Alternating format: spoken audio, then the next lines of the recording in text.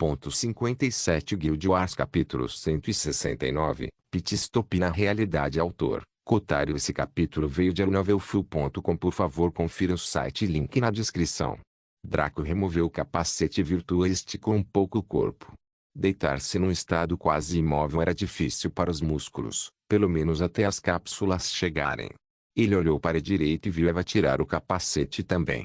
Ver seu lindo rosto, assim como seu corpo elegante, se estender como um gato se espreguiçando foi realmente estimulante para Draco. Como tal, ele de repente agarrou Eva em seus braços e a beijou profundamente. A louca não resistiu em nada, pois estava nos braços do objeto de sua obsessão. Ela apenas permitiu que Draco expressasse seu amor livremente, enquanto ela mesma aproveitava cada segundo. Draco finalmente libertou Eva de suas garras gananciosas e sorriu para ela. Bem, vamos fazer uma pequena verificação e reabastecer nossas fontes de linhagem antes de retornar. Eles não tinham tempo livre para ficar muito tempo fora do jogo. Faltando apenas um dia de jogo para a Guerra das Guildas, isso lhes deu 6 horas no mundo real para resolver seus assuntos. Felizmente, eles tinham muitas pessoas que podiam usar para delegar suas tarefas. Draco saiu da cama e caminhou até a porta. Ele então abriu e colocou a cabeça para fora para falar com os 2 irmãos sanguíneos que estavam ali. Irmãos, posso enviar mais alguns dos Nuzmotes da primeira série que coletamos do T-Boys para o nosso quarto? Um dos irmãos sanguíneos assentiu, mas perguntou: quantos deles devemos enviar? Draco ponderou: algo entre 300 a 500 deles. Os irmãos sanguíneos ficaram chocados. Nuzmotes de primeira série foram vendidos no atacado por os $10.000. O preço que normalmente seria comprado em lojas de varejo especiais seria muito mais alto, e havia uma demanda esmagadoramente alta, mas uma oferta relativamente baixa. Pensar em consumir ainda mais deles. Esses 2 eram monstros. Podemos não ter o suficiente para atingir essa quantidade, mas deveremos ter cerca de 200 garrafas sobrando. Um dos companheiros relatou a verdade. Draco ponderou e franziu a testa. Este era realmente um grande problema. Ao contrário do mundo do jogo, ele não poderia retirar Pyre da Dani e começar a preparar alguma poção para resolver o déficit. Este era o mundo real e Draco não tinha o suprimento necessário de materiais, mão de obra, muito menos o conhecimento de como fazer tal produto. Draco era um gênio do combate, não um gênio da ciência. Eva era mais uma espiã talentosa e uma grande comandante, então também não era uma Einstein moderna. Eles teriam que encontrar uma nova fonte de Nuzmotes após a primeira guerra de guildas. Draco tinha algumas ideias de como conseguir algumas, mas cada uma delas exigia um forte apoio financeiro. Já não seria tão fácil simplesmente rolar e matar um grupo inteiro para confiscar os seus produtos. Eles podiam se movimentar com segurança porque tinham uma base nesta cidade. Se Draco e Eva fossem selecionar outro grupo em outra cidade, quem transportaria todas as mercadorias de volta? Os grupos mafiosos de lá não permitiriam isso e os desta cidade também não. Se Draco ousasse cobiçar outras áreas antes de subjugar a sua, era mais do que provável que esses grupos se unissem. Mesmo alguns grupos externos podem sentir-se tentados a livrar-se do recém-chegado antes que ele se torne um problema maior. Havia um limite realista para o que Draco e Eva poderiam alcançar no mundo real em comparação com Boundless. Em Boundless, eles poderiam crescer ilimitadamente e suprimir todas as entidades porque era um mundo de jogo, onde eles tinham poderes de trapaça graças ao seu conhecimento avançado. Aqui, porém, eles precisariam ser lentos e metodológicos. Um pequeno erro pode significar problemas fatais. Draco voltou para a cama e deitou-se ao lado de Eva com uma expressão pensativa. Ele não precisou repetir o que ouviu dos irmãos sanguíneos para ela, pois seus sentidos eram mais do que aguçados o suficiente para captar. Draco suspirou. Nós realmente precisamos. Eva riu e acariciou suavemente seu cabelo. Não há outro jeito. Eu sei que você não os suporta, mas teremos que visitá-los. Draco fez uma careta, mas decidiu engolir suas queixas neste momento. Afinal, era para seu próprio benefício, mais importante ainda, para o de Eva, que estava perdendo a fonte de linhagem aos poucos, graças à sua gravidez. Draco e Eva discutiram seu plano de reivindicar mais Nuzmotes de primeira série visitando a entidade misteriosa que Draco parecia odiar, mas Eva achou divertido. Logo, Os irmãos Sanguigno voltaram e entregaram 200 Nusmotes de primeira série em uma bandeja. Draco e Eva esperaram que eles saíssem antes de atacar as pobres garrafas como animais famintos. Eva não precisava de tanto, já que fazia apenas 1 ou 2 dias desde que ela engravidou de Draco. Draco, entretanto, bebeu quase 150 garrafas antes de sua fonte de linhagem se recuperar de 74% para 90%. Ele ainda precisava de mais algumas garrafas se quisesse se recuperar ao máximo. Draco ponderou muito sobre o que fazer. Se ele não recuperasse a pureza de sua linhagem, ele seria incapaz de mostrar sua surpresa especial para a Guerra de Guildas. Ele também tinha muito pouco tempo para fazer isso. Ele estimou que precisaria de cerca de 70 a 120 garrafas de Nusmotes de primeira série e tinha menos de 6 horas para adquirir essa quantidade. Isso significava que ele precisava de um varejista, ou atacadista, que estivesse nesta cidade ou em uma das cidades vizinhas. Draco ligou seu Oloat e decidiu verificar a conta do grupo e sua conta pessoal. Ele ficou bastante surpreso ao ver quanto havia acumulado ali.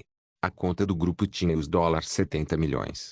Desse total, $10 milhões foram ganhos através da venda dos ativos circulantes dos bois que Draco havia administrado, observando a origem dos fundos no histórico de transações. Os $60 milhões vieram da venda de todos os itens comuns e incomuns no armazém da guilda, que Draco pediu a Kainu para realizar a fim de levar todos os membros da Umbra para o país central. O preço base de um item comum era 50 bronzes, enquanto o preço base de um item incomum era 50 pratas. Na moeda do mundo real, um item comum valia os $150 e um item incomum valia os $15.000. E este foi apenas o preço inicial. Sem mencionar que a base de jogadores ainda era extremamente pequena comparada ao número total de humanos.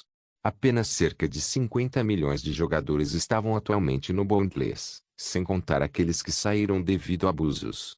Não olhe para a vida luxuosa que Draco e Eva, ou Umbra em geral, viviam em Boundless para usar como parâmetro para medir o jogador comum. Muitos jogadores ainda usavam seus itens comuns, presumindo que compraram um pacote. Se eles não tivessem vendido tolamente suas coisas por preços baixos, eles poderiam ter ganhado muito. Mas foi precisamente este déficit de bens de alta qualidade que fez com que o preço subisse tanto. Além da Umbra e daqueles afiliados à guilda, a maioria das outras entidades teria sorte se seus líderes de guilda usassem um item raro. Mesmo lendas como Noble Soul e Gently Flower não tinham mais do que 2 itens raros na época do evento Dragon Slaying. Naturalmente, eles receberam ótimos baús como recompensa, então, se tivessem sorte, poderiam conseguir um item raro. No entanto, com quase 50 milhões de jogadores no jogo, não seria absurdo se algum sortudo conseguisse acertar, ganhando um item raro ou até mesmo épico após explorar uma determinada zona ou terminar uma missão oculta. O número total desses malucos sortudos seria definitivamente péssimo, já que a sorte necessária seria enorme, mas eles definitivamente existiam. No entanto, esses companheiros eram maravilhas únicas, ao contrário de Draco e Eva, que poderiam abusar de seus conhecimentos e habilidades futuras para obter tais benefícios facilmente. Essencialmente, se Draco e Eva decidissem vender um item raro, ele seria avaliado em no mínimo os $1.500.000 com base no custo equivalente na moeda do jogo, que era 50 ouro. Itens épicos e superiores seriam vendidos a preços que poderiam causar ataques cardíacos em algumas pessoas, por isso devem ser omitidos. Além disso, quem venderia um item epic por dinheiro real? O que é que foi isso? Os $1.500.000 era demais para um item raro em algum jogo popular da FIFA? Ninguém gastaria tanto de forma realista. Ah, que visão tão estreita do mundo. Deve ser por isso que as imobiliárias parecem ganhar tanto dinheiro alugando poços para as rãs viverem. As coisas em que algumas pessoas gastam seu dinheiro podem fazer questionar a existência do bom senso. Se alguns sujeitos muito realistas vissem o histórico de transações de algumas das pessoas ricas do mundo, alguém poderia enlouquecer e se tornar um supervilão nihilista. Então, parecia que muitos itens incomuns e comuns do armazém haviam sido esgotados, chegando a quase os $60 milhões. Draco coletou muitos deles durante a missão de Flora e Fauna, graças aos escravos bruxos de Roma. Depois, havia o calabouço dos destroços subaquáticos, que estava repleto de itens incomuns e raros. Ele coletou todos eles e os depositou no armazém da guilda. Ele também saqueou muitas lojas de Rank 1 e Rank 2 de seus itens incomuns, até mesmo levando embora muitas flechas raras. Muitos deles foram entregues a Shani, noiva de Boed, e o restante foi colocado no armazém. Akainu provavelmente vendeu tudo isso também. Foi fantástico. De uma conta vazia para quase 100 milhões em menos de 3 dias. Os bolsistas do banco Folges Lagari devem estar absolutamente enganados. Draco balançou a cabeça e fechou a conta. Mover pouco mais de 3.000 pessoas de diferentes países para este custaria muito caro. Não houve necessidade de pesquisar a conta do grupo para isso. Draco decidiu verificar sua conta pessoal e seu coração deu um pulo. $1.972.138. Draco ficou surpreso ao ver tanta coisa em sua conta pessoal tão cedo, então tentou pensar de onde esse dinheiro poderia ter vindo. Depois de um breve brainstorming, parecia que uma lâmpada acendeu em sua cabeça. Provavelmente eram os 11.000 itens comuns dos baús que Fiter abriu. Akainu deve ter colocado esses itens em sua conta pessoal, então os lucros foram enviados para ele. Supondo que todos eles fossem vendidos ao preço base de $150, 11.000 deles custariam os $1.650.000. Isto naturalmente significou que algumas das propostas foram ligeiramente superiores ao preço base, o que mostrou a concorrência por míseros itens comuns. Draco sorriu e abriu um mecanismo de busca e procurou por distribuidores de nosmotes de primeira série por aí. Ele poderia ter sido uma potência do cartel, mas faltava seu conhecimento das empresas de base ao redor. Afinal, seus nosmotes foram fornecidos pelas empresas a que patrocinaram a Elscap e ele próprio. Mais tarde, o cartel deu-lhe ainda mais, então por que ele precisaria se preocupar com tais assuntos? Draco encontrou alguns megamercados que tinham varejistas para isso, mas a maioria estava esgotada. Só era possível fazer uma pré-encomenda e aguardar uma nova remessa. Às vezes, os pedidos podem cair até um mês depois. Claro, isso dizia respeito apenas aos varejistas adequados. Os atacadistas sempre tinham algum estoque sobressalente entre as remessas, mas os preços eram até 70% superiores ao custo base. Draco franziu a testa profundamente, mas decidiu fazer um pedido de 100 garrafas por os $15.000. Isso consumiu os $1.500.000 de seu dinheiro de uma só vez, mas ele aceitou com cautela. Afinal, Draco poderia teoricamente ganhar milhões vendendo itens no Bondless. Se Draco derrubasse o Mjolnir, ele teria uma taxa de sucesso de 55% com equipamentos e itens raros. Ele poderia se tornar um magnata rico com certeza, mas isso era apenas uma maneira de ganhar dinheiro rápido. Draco sabia como o mundo iria progredir com base em sua vida passada. Se ele não tivesse morrido e arruinado a antiga linha do tempo, era provável que a raça humana tivesse se tornado entidades digitais permanentes conectadas ao Bondless a cada hora de cada dia. Isso parecia ser o que Ia também queria, por razões além do conhecimento de Draco. Draco fez com que alguns dos irmãos sanguíneos próximos saíssem e pegassem seu pedido no atacadista. Ele não iria incomodar Akainu ou Sanji por um assunto tão simples, pois o tempo deles era mais valioso e eles já tinham homens fisicamente aptos aqui. Logo, os irmãos sanguíneos retornaram com a recompensa de nosmotes de primeira série. Quando a grande quantia foi depositada no quarto de Draco e Eva, os companheiros não puderam deixar de sentir como se estivessem alimentando duas feras primordiais, não dois humanos. Os olhos de Draco brilharam com más intenções. Se as garrafas possuíssem sapiência, estariam tremendo de medo. Uma nova terminologia teve que ser criada para Draco neste momento. Quando ele viu mulheres saudáveis e universalmente atraentes, sua reação foi medíocre. No entanto, quando via itens preciosos, olhava para eles como se fossem a encarnação da sensualidade. Draco mergulhou nas garrafas e começou a bebê-las como uma fera enlouquecida. Ele nem parou para fazer uma pausa, apenas empurrou garrafas após garrafas de nosmotes genuínos de primeira série. A pureza de sua linhagem sanguínea aumentou a cada garrafa subsequente que ele bebeu, de 90%, 91%, 94%, 97%. Então, depois de engolir a última garrafa, ele sentiu a pureza de sua linhagem voltar para 99%. Uau! Lembre-me de ter certeza de que temos nosmotes de primeira série suficientes na próxima vez que eu decidir sacrificar a fonte da linhagem para fazer qualquer coisa. Draco comentou com um leve sorriso enquanto jogava fora a última garrafa. Eva, que observava com uma expressão embriagada, balançou a cabeça e acordou do transe. Ela sorriu levemente e respondeu: eu não acho que você deveria sacrificar a fonte de linhagem para fazer mais nada. Draco concordou com a cabeça. Era extremamente improvável que ele desperdiçasse mais fonte de linhagem. As únicas 3 mulheres que desfrutariam de sua fonte de linhagem eram Eva, Roma e Ikari.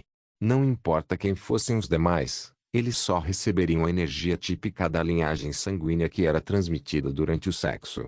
Em outras palavras, a pureza da linhagem sanguínea dos descendentes que ele teve com qualquer outra mulher além das 3 mulheres caberia aos deuses RNG. Draco pulou na cama com Eva e acenou com a cabeça para ela. Estou de volta à capacidade total. Vamos voltar e ver quais são os 25% de chance de sucesso que as Myriad Cards e Lorebinders têm contra nós. Eva sorriu e colocou o capacete Virtua, que Draco copiou. Ambos logaram no Bondless ao mesmo tempo, com leves sorrisos em seus rostos.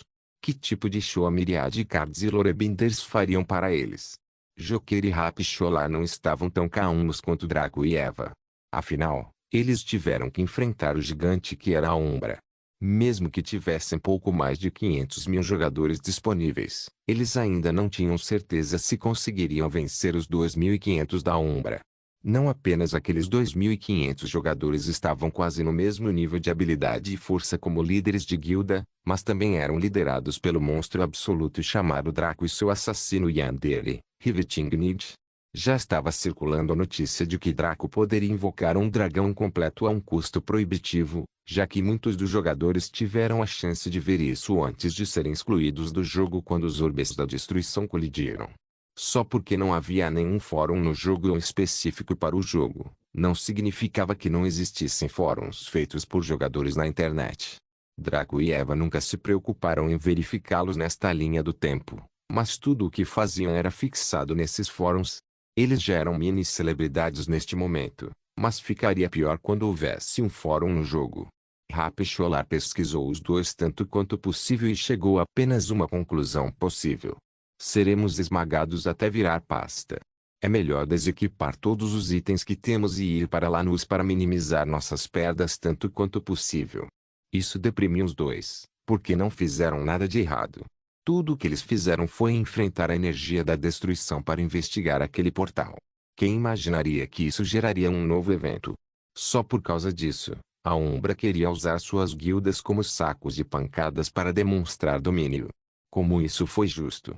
O que tornou tudo ainda pior foi que eles não conseguiram recusar, renunciando a todos os direitos de Draco, deixando-o decidir onde e quando queria humilhá-los. No momento em que os dois lamentavam seu destino, eles congelaram quando uma pressão insuportável caiu sobre eles. Isso foi bastante semelhante ao efeito que Mephisto criou nos jogadores da cidade de Stagnante Moss naquela época. Uma entidade poderosa estava aqui. Aventureiros imortais, ajoelhem-se diante de nosso poder. Uma voz ressonante comandou Joker e Rapsholar com arrogância e impunidade. Estava claro que se esperava que os dois se ajoelhassem a todo custo, ou seu destino seria terrível. No entanto, ambos cerraram os dentes e resistiram.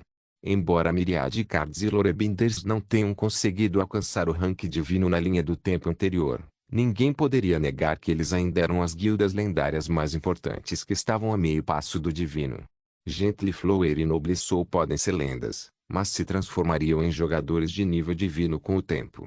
O mesmo aconteceu com Joker e Rapsholar, que também ocuparam posições entre os 20 primeiros na linha do tempo anterior. Para tentar fazê-los se ajoelhar arbitrariamente.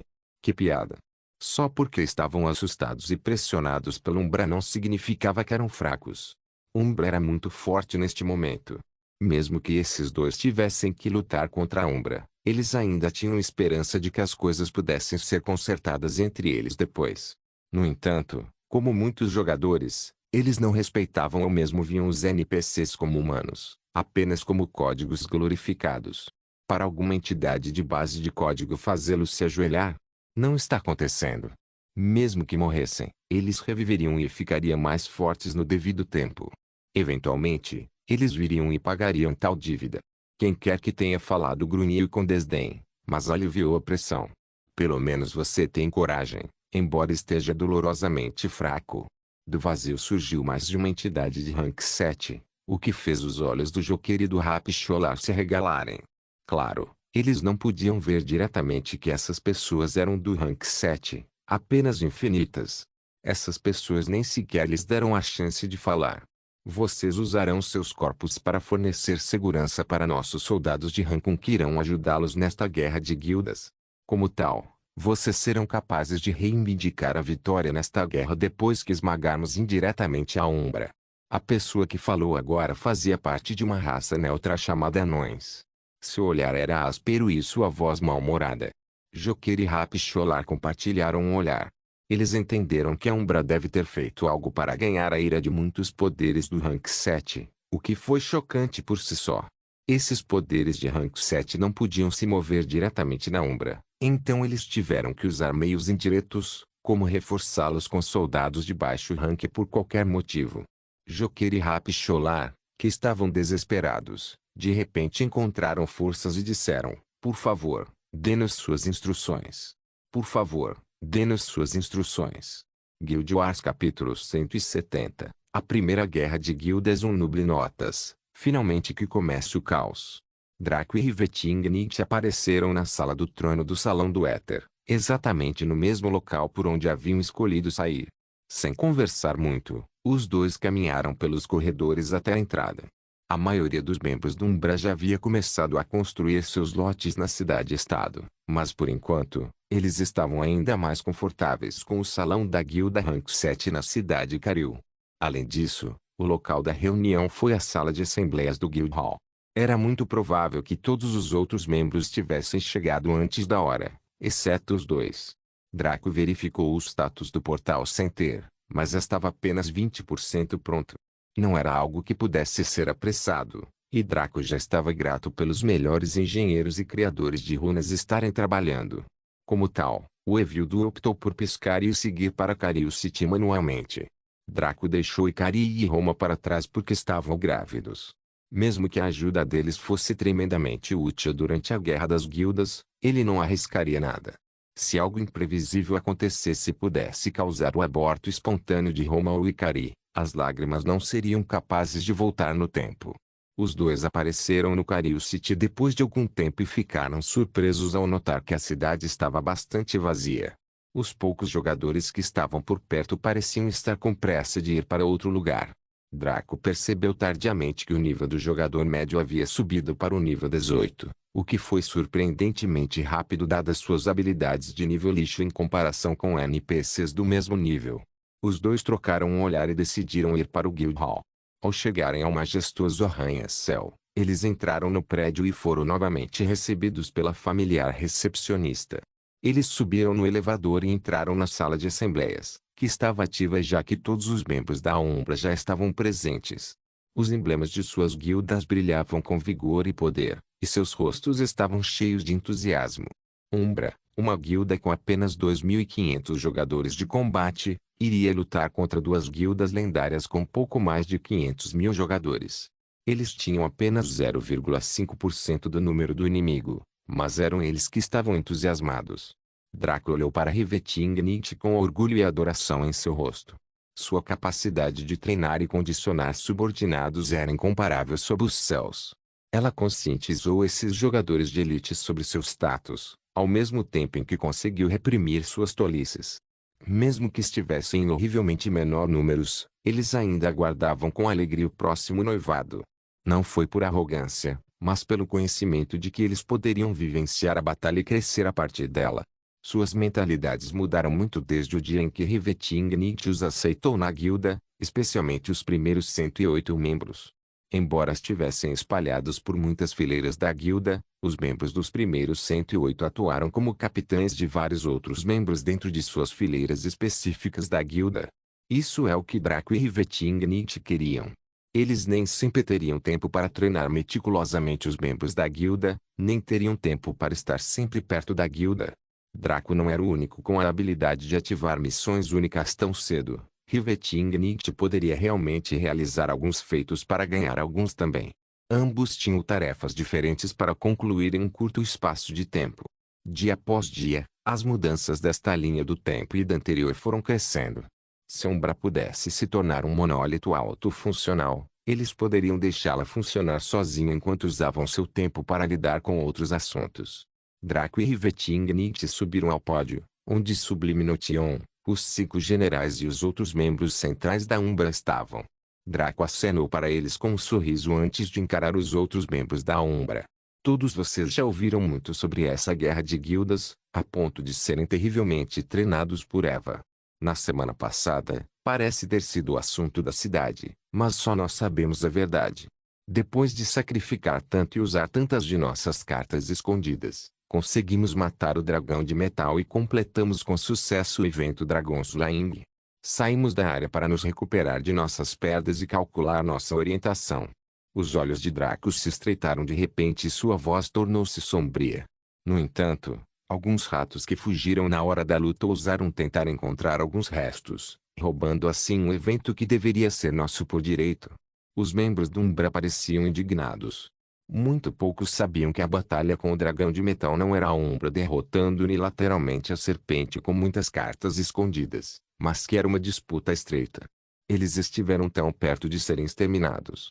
Se não fosse pelos muitos itens e poderes que Draco e Eva exibiram, eles teriam perdido tudo. Depois de passar por tudo isso, aqueles idiotas queriam lucrar com seu trabalho duro e esperavam sair impunes. Como houve uma coisa tão boa neste mundo? Se não fosse pelo aparecimento oportuno da atualização 1, não teríamos sido capazes de reivindicar a chave do abismo daqueles ladrões antes de ela ser usada. Draco colocou a mão na bainha de sua espada, que ele havia colocado em seu quadril durante a guerra. Outros jogadores tiveram que usá-los, mas o Evilduo, como classe ideal, não precisava. Porém, ele já havia se acostumado com isso em sua vida passada, então decidiu colocar Dragorugil e Fragarashi em cada lado de seu quadril. Usaremos esta guerra como plataforma para mostrar ao mundo 3 coisas. Primeiro, sua habilidade incomparável. Segundo, a punição por cruzar a Umbra. Terceiro, incansável. Os membros do Umbra rugiram com isso, sentindo suas emoções aumentarem com as palavras de Draco.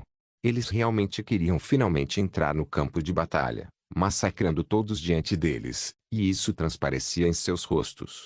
Draco sorriu com a determinação deles e acenou com a cabeça satisfeito.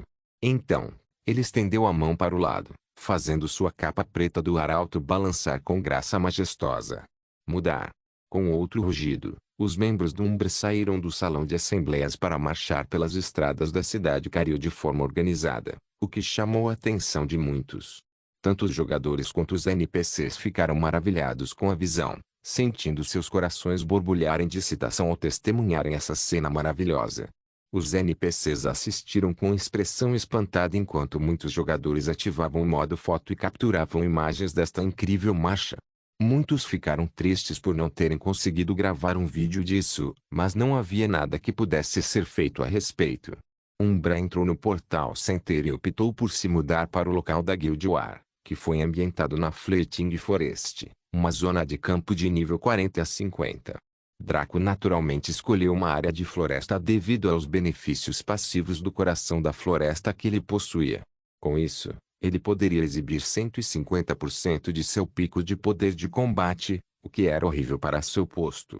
Umbra chegou à zona florestal fugaz, notando que a zona campo era densamente povoada.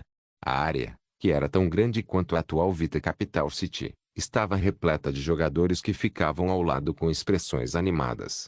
Quando perceberam que a Umbra havia chegado, a área ficou em silêncio por alguns segundos antes de milhões de jogadores explodirem em aplausos.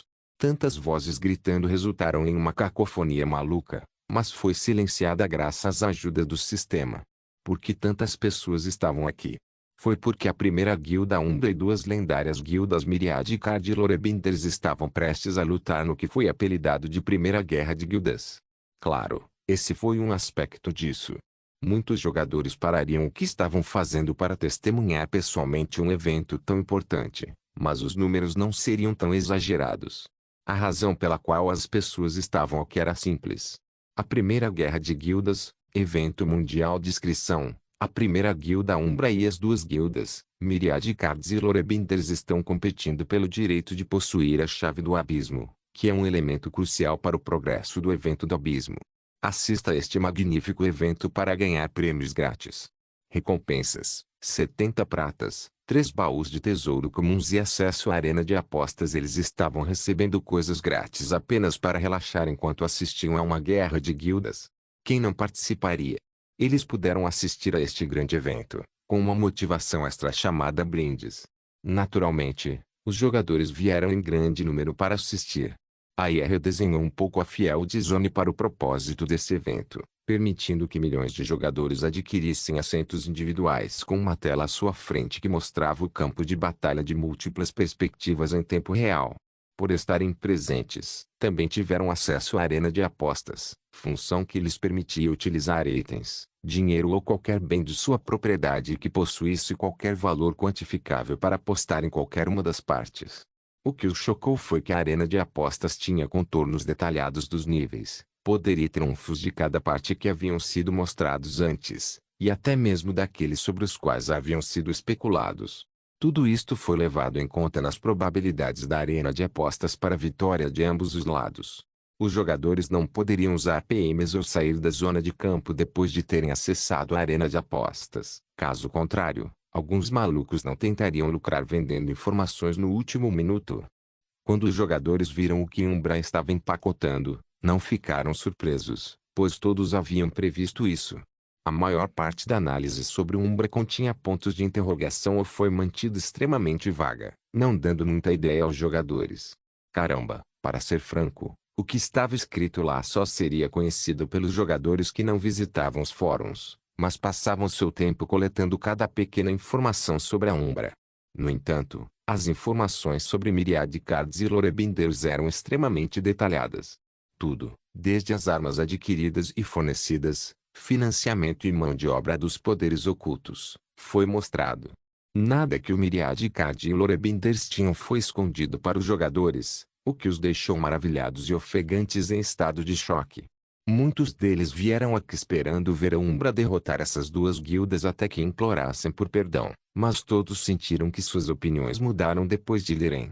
Não havia como evitar. A Umbra tinha ótimas coisas e uma ótima reputação, mas eles não conseguiam entender o verdadeiro valor ou o verdadeiro poder dessas coisas, enquanto o resto estava escondido atrás de pontos de interrogação.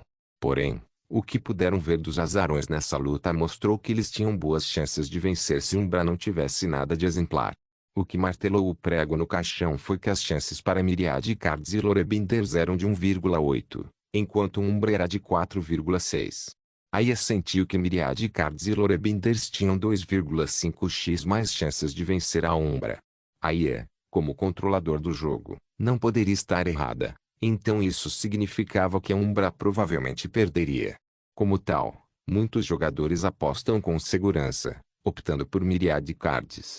Eles colocaram todas as suas moedas de prata ou bronze na arena de apostas, aguardando ansiosamente o bônus grátis que receberiam. No entanto, havia alguns que tinham mentes perspicazes e eram capazes de ver além do véu. Eles sentiram algo suspeito em todo o assunto e sentiram que isso era uma armadilha. Desde quando o jogo é tão simples e fácil? Se as apostas fossem tão simples, todos não apostariam as economias de suas vidas em apostas seguras e ganhariam milhões. A maioria deles não apostou ou apostou um pouco nos dois lados. Dessa forma, eles ainda ganhariam algo, não importando quem ficasse no topo. Os membros de Kamizu, profanadores e Meren apostaram de todo o coração cada centavo que acumularam até agora na Umbra. Se eles não tivessem dado seus cristais de éter para Draco, Gently Flower, Noble Soul e Yui também teriam apostado. Noble Soul até começou a tirar sua armadura para apostar, mas seus vice-mestres da guilda conseguiram contê-lo a tempo. No entanto, no momento em que Noble Soul se virou, eles apostaram suas próprias armaduras sem sequer piscar. Estas três guildas experimentaram o verdadeiro poder da Umbra.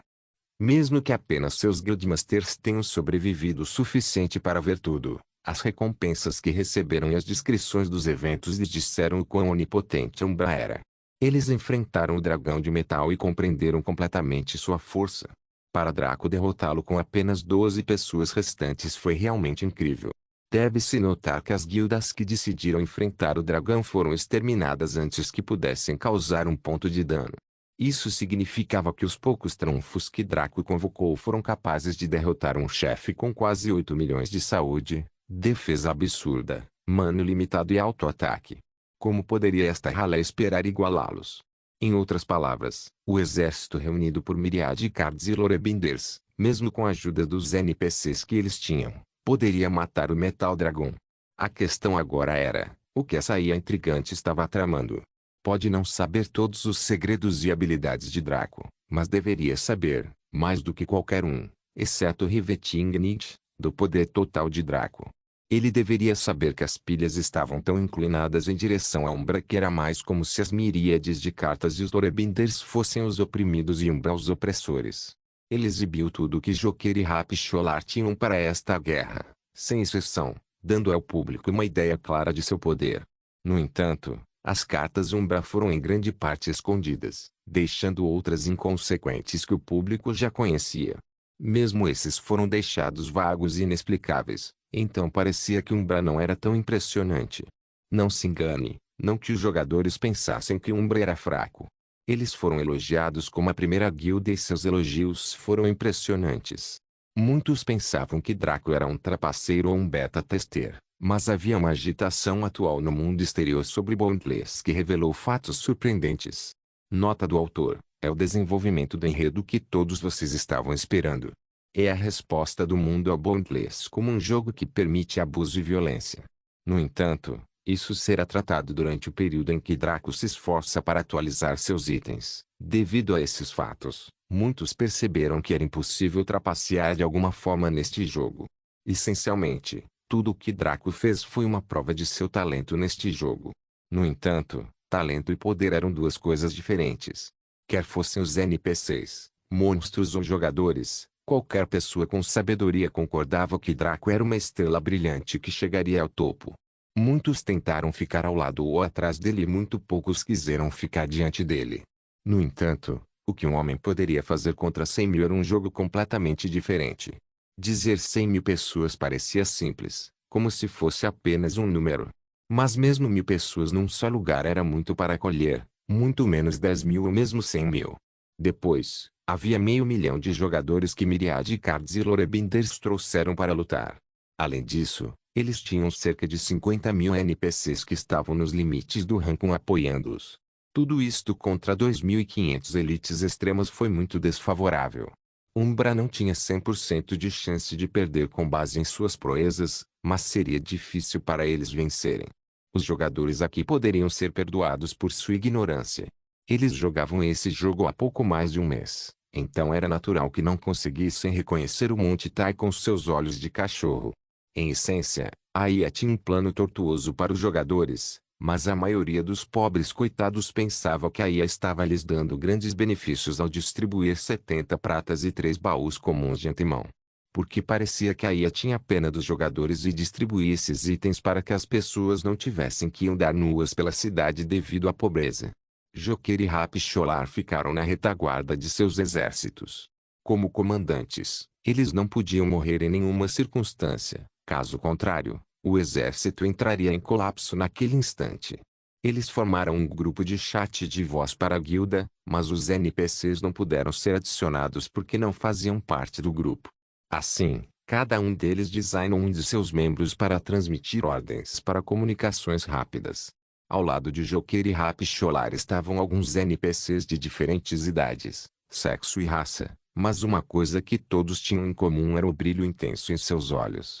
Ao contrário dos seus progenitores, os comandantes representativos eram menos arrogantes e mais ponderados.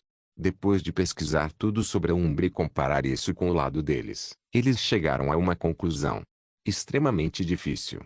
Os NPCs não eram ignorantes como os jogadores. Eles entenderam que o pequeno Draco havia mostrado até agora era extremamente dominador, a ponto de ser uma pessoa que estaria invicto dentro de seu posto em quase todas as batalhas. Isso sem levar em conta que ele definitivamente havia coletado algumas cartas escondidas que eles teriam que experimentar nesta batalha. Como tal, os comandantes do NPC começaram a discutir estratégias com Joker e Rapsholar como iguais e descobriram que as suas contribuições eram muito viáveis quando feitas desta forma. Quanto a Umbra e Draco. Ei! Show! Os membros do Umbra gritaram enquanto colocavam 3 grandes tronos no seu lado do campo de batalha. Draco sentou-se no meio enquanto Rivetingnit sentou-se à sua direita e Sublime Notion sentou-se um pouco mais longe do que seu companheiro à sua esquerda. Seus rostos mostravam a suprema confiança e despreocupação da guilda número 1 e a multidão adorou. Mesmo que eles sentissem que a Umbra poderia perder, eles agiram de uma maneira condizente com os verdadeiros jogadores de ponta. O que confundiu os espectadores foi que os membros da Umbra estavam atrás do trono, como se estivessem ali como algo parecido com o time reserva. Se fosse esse o caso, então quem deveria lutar contra os exércitos das duas guildas? Draco sorriu.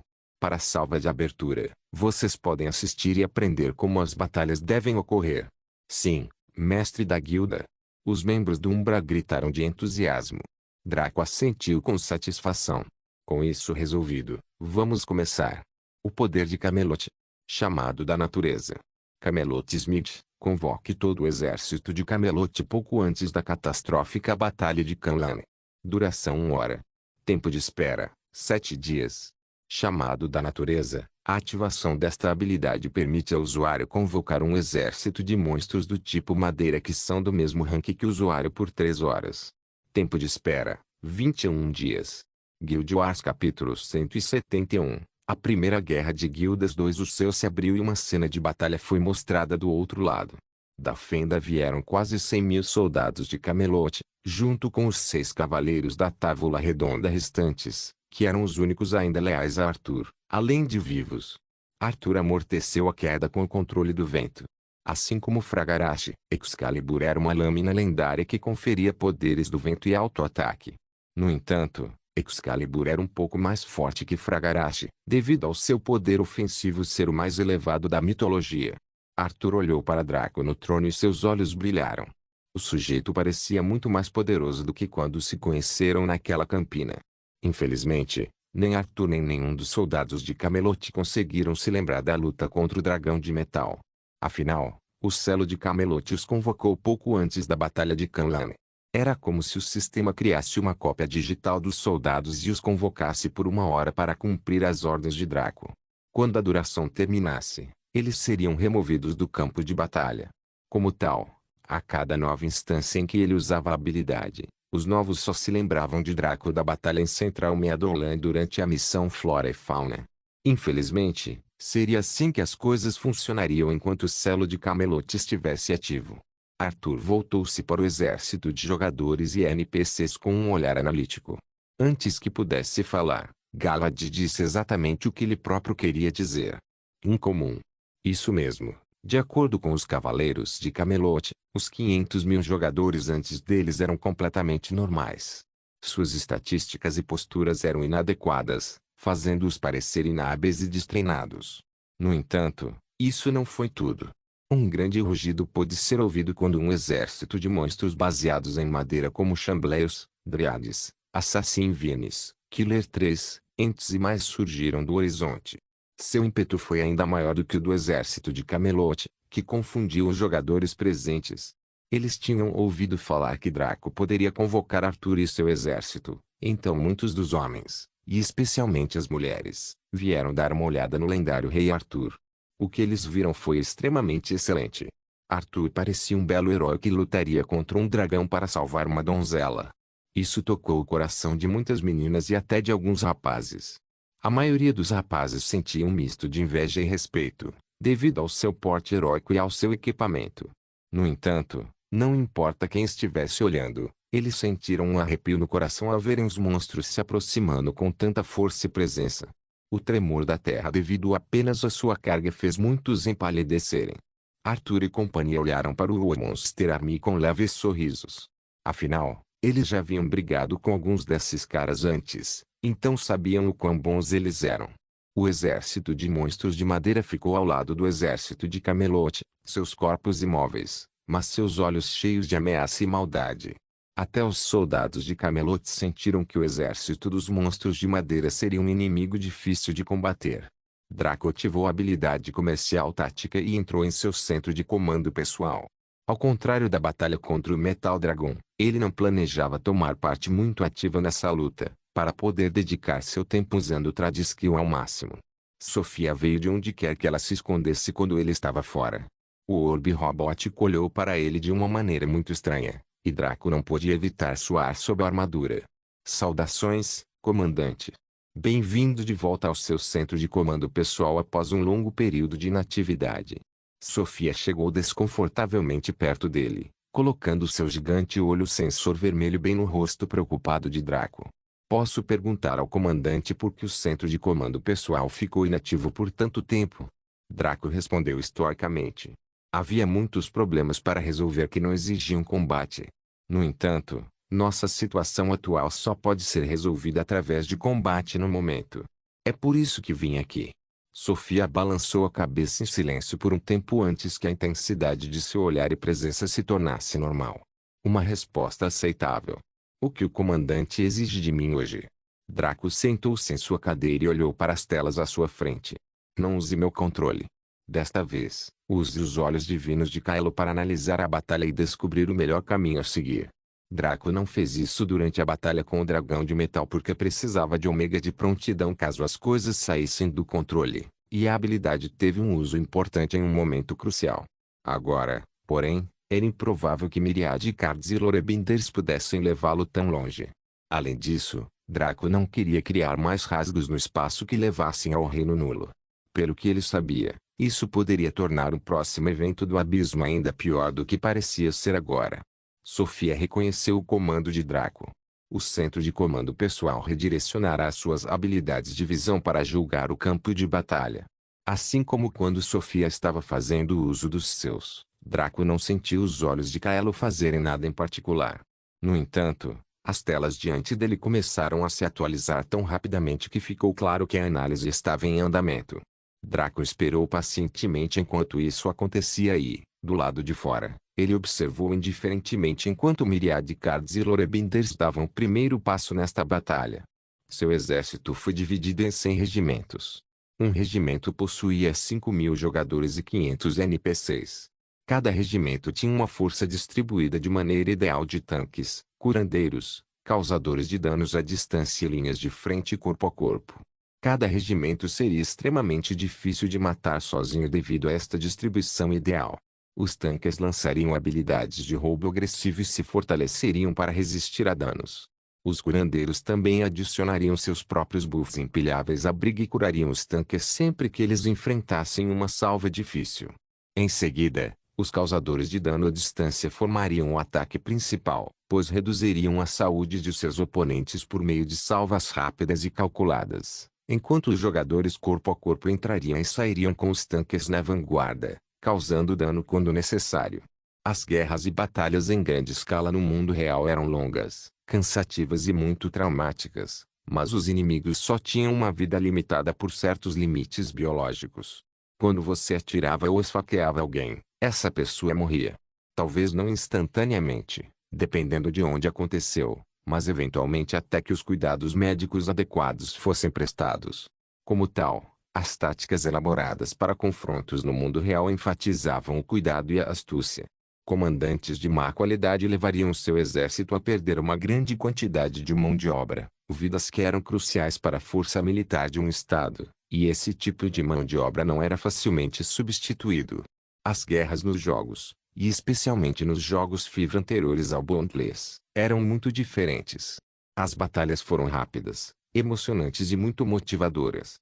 Desde que não se sentisse 100% da dor como em Boundless. Sem mencionar que esfaquear alguém com uma espada não significava que morreria.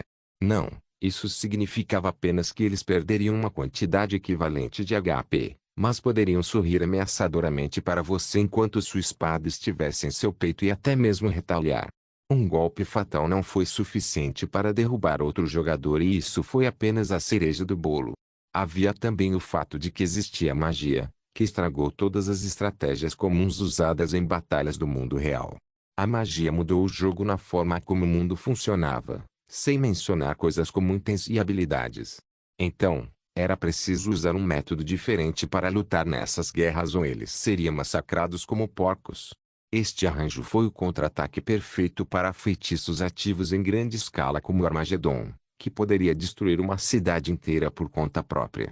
Ao se espalharem em regimentos controlados com distribuições de força ideais, a gama de feitiços como esse foi combatida. Esta foi uma estratégia de guerra básica para qualquer comandante competente em Bondless. Eram apenas monstros ou exércitos sem classes, além de lacaios como o exército de Camelot, que se agrupavam e lutavam em um grande grupo. Joker e Rapcholar eram talentosos, mas neste ponto da linha do tempo, eles ainda eram novatos na grande escala das coisas. Foram os comandantes NPC que criaram essa tática e mostraram à dupla como utilizá-la. Os jogadores e espectadores ficaram confusos com isso. Afinal, como poderiam grupos de 5.500 pessoas esperar lutar contra um grupo de 200.000? O grupo maior deve ser capaz de passar pelos grupos menores muito rapidamente. Foi então que as guildas aliadas de miríades de cartas e lorebinders exibiram uma de suas maiores confianças para esta guerra. Canhão, arma de guerra durabilidade, sem classificação, comum velocidade de ataque, 0,1 dano, 234.500 a 547.987, respingo. Refeito, nada trebuchet, arma de guerra durabilidade, sem classificação, comum velocidade de ataque, 0,05 dano, 301.415 a 692.506. Respingo. Refeito. Nada. Duas das armas de guerra mais notáveis apresentaram números chocantes.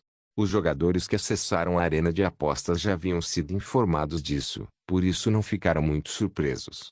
Aqueles que não o fizeram ficaram confusos. Deixando de lado se Umbra poderia ou não lidar com essas armas, de onde diabos Miriadicard e Lorebinders as conseguiram? Draco franziu a testa ligeiramente. Parecia que os poderes ocultos realmente forneceram às guildas aliadas para esta guerra de guildas.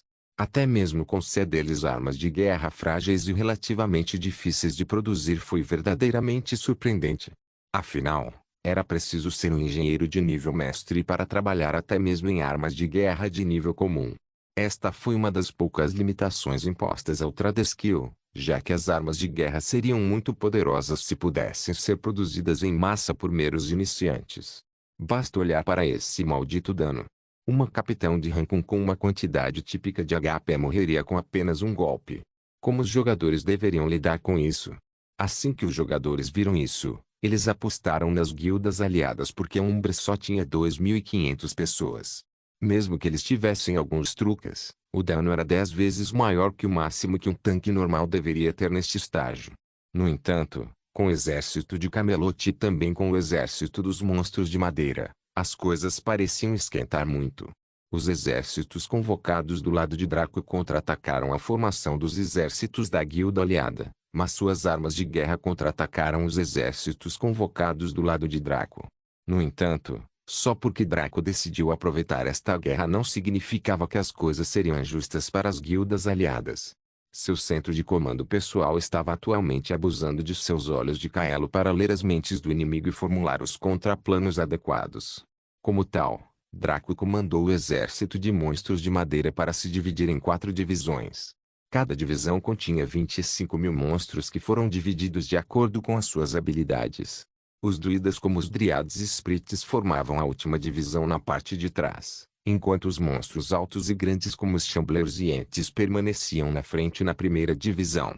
Na terceira divisão estavam os monstros de madeira de longo alcance, como Lezi e Satyrs, que podiam usar magia.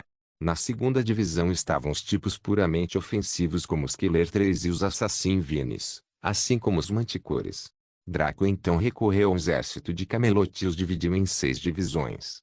Cada divisão continha cerca de 16.600 homens, com um dos 6 cavaleiros liderando-os. Draco então disse-lhes para marcharem em 2 direções diferentes. O exército de monstros de madeira moveu-se em direção ao local das armas de guerra enquanto o exército de Camelot avançava sobre os jogadores. Os exércitos de ambos os lados marcharam continuamente, criando um suspense e uma tensão crescentes nos corações e mentes dos espectadores. Eles sentiram suas gargantas ficarem secas e seus corações começarem a bater forte. Quando os 2 exércitos estavam dentro do alcance de ataque um do outro, eles de repente aceleraram para uma caminhada rápida. Essa caminhada rápida intensificou-se ainda mais em uma corrida leve e depois se transformou em uma corrida de tirar o fôlego.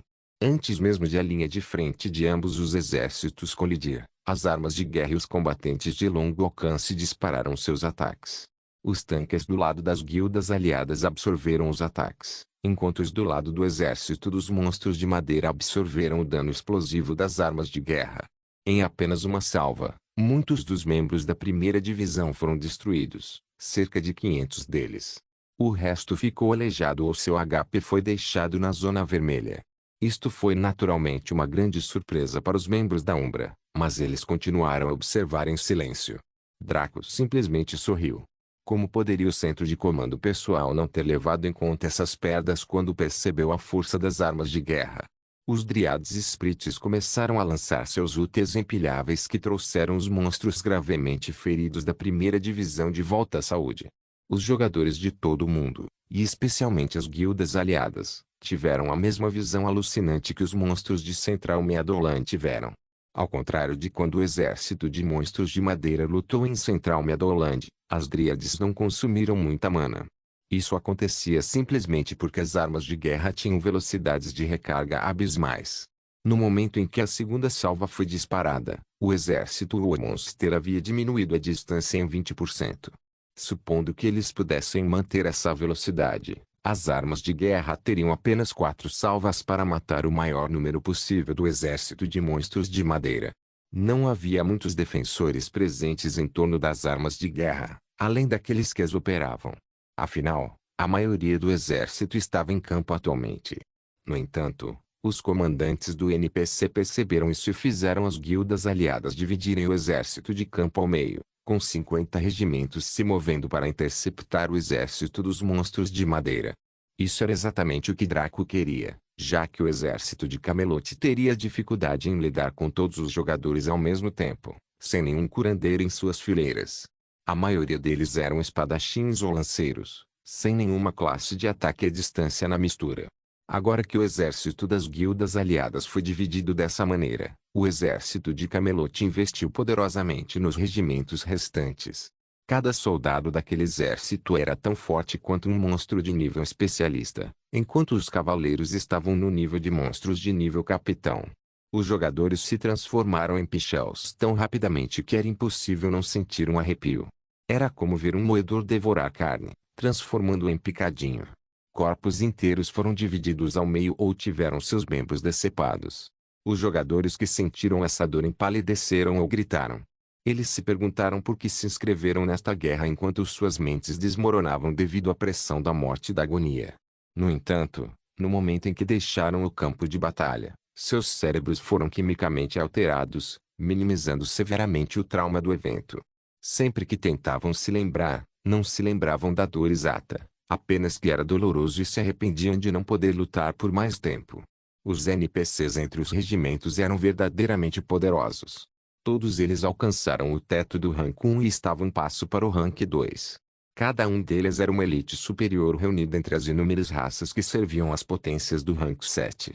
Porque as potências do rank 7 estariam tão confiantes de que 50.000 soldados poderiam derrotar a Umbra quando sabiam exatamente o quão dominados Draco e sua guilda eram. Não só isso, eles foram equipados com as melhores armas e armaduras dos tesouros das potências do rank 7.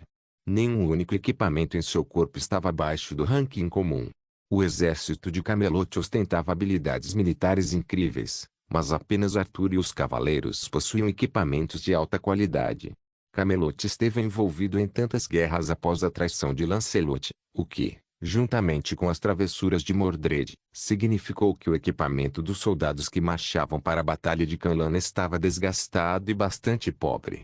Como tal, esses NPCs que estavam presentes em pequenas quantidades dentro de cada regimento foram capazes de reduzir o número do exército de Camelot de forma lenta, mas constante. Vendo isso, os olhos do Joker e do Rapichola brilharam. Ambos deram um comando de mudança de campo que hesitaram antes. Use suas vidas para proteger os NPCs do seu regimento. Apoie-os da melhor maneira que puder.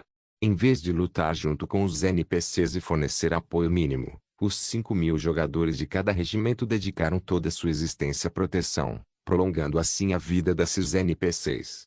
Isso aumentou muito a taxa de mortalidade dos jogadores de cada regimento. Eles foram cortados como ervas daninhas em um caramanchão, Mas a desvantagem foi que a taxa de mortalidade do exército de Camelot também aumentou.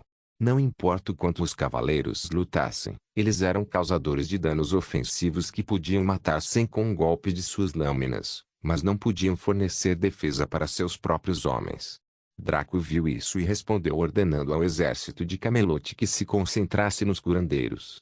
Ele tinha um plano para lidar com aqueles NPCs irritantes.